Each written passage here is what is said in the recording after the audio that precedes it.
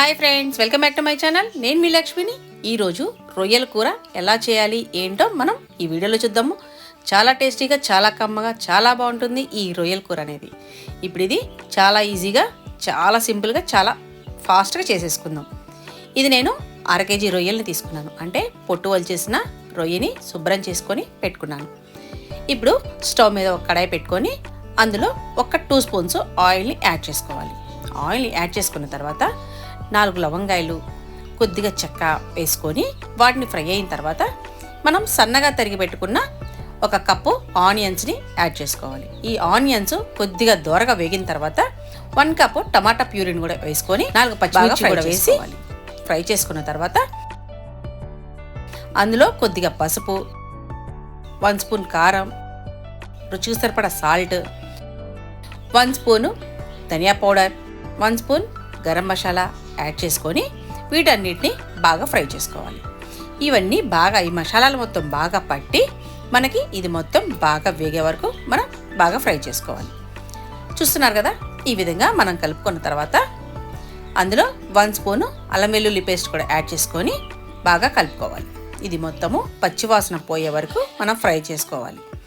ఈ విధంగా మూత పెట్టేసుకొని మనం ఒక 2-3 మినిట్స్ అయితే మనం మగ్గనివ్వాలి. ఆయిల్ ఈ విధంగా పైకి తేలే వరకు మనం బాగా ఫ్రై చేసుకోవాలి.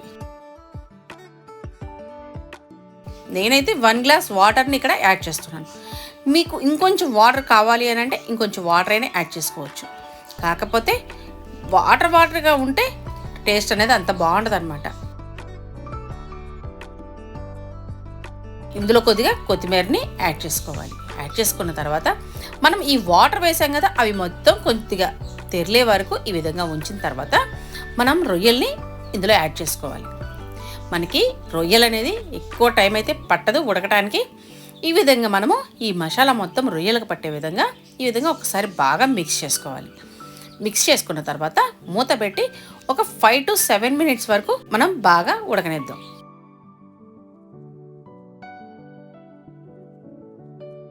చూస్తున్నారు కదా, మన గ్రేవీ కూడా చిక్కబడిపోయింది కదా.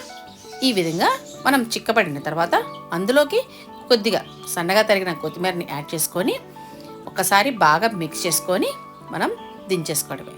చాలా టేస్టీగా, చాలా కమ్మగా, చాలా బాగుంటుంది అనమాట ఈ రొయ్యల కూర అనేది. ఇప్పుడు దీన్ని సర్వింగ్ బౌల్లో కూడా తీసేసుకుందాము. చూస్తున్నారా, చూస్తుంటేనే చాలా టేస్టీగా, చాలా బాగుంటుంది. మీకు నచ్చిందా ఫ్రెండ్స్? ఎలా ఉంది ఈ వీడియో? నచ్చిందా? ఈ వీడియో నచ్చినట్టయితే లైక్ చేయండి, షేర్ చేయండి, సబ్స్క్రైబ్ చేయండి. నాకు సపోర్ట్ చేయండి ఫ్రెండ్స్. నేను ఇంకా మంచి మంచి వీడియోస్ తీస్తాను. Thank you friends.